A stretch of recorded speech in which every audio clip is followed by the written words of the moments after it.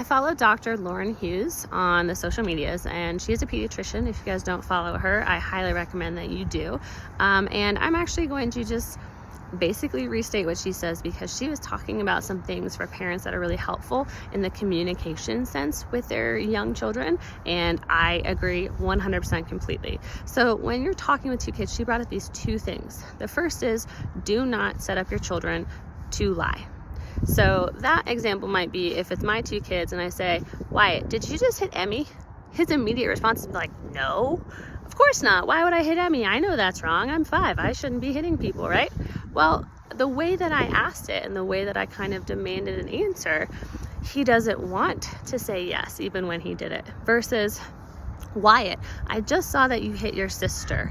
And then we talk about it. We talk about what he needs to do, like say sorry. We talk about, hitting is not appropriate, yada, yada, yada. But I don't set him up to say, no, mama, oh, I didn't do that, because then I have to deal with both the behavior itself, which is the don't hit, and the fact that there was a lie. I saw something with my 2 eyes, and I asked him to tell me the so-called the truth, and he's not going to want to. He's going to feel some shame and stuff like that. So try not to ask those yes or no questions in that situation, and try to say, hey, I saw this happen, now let's talk about it.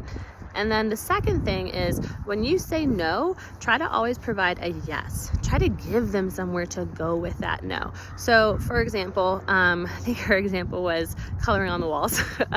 So if you see your kid coloring on the walls and you say, no, we don't color on the walls, don't color on the walls, the kid's gonna be like, okay, well, I really want to color somewhere. What do I do? So obviously provide the no, we don't color on the walls, and then provide the yes. But here's some paper, go color on the paper, right? We don't throw our bath toys out of the bathtub and get everything all wet, but here's a bucket in the tub. Try to throw your toys into the bucket that's already in the tub. So just thinking about, like, we constantly say, no, don't do this, don't do that. And that is behavioral. We're teaching behaviors, but teach them somewhere to go with that energy. What can you do instead that is much more appropriate, that will make use of whatever energy you're trying to get out there, and it will make mommy and daddy a lot less annoyed.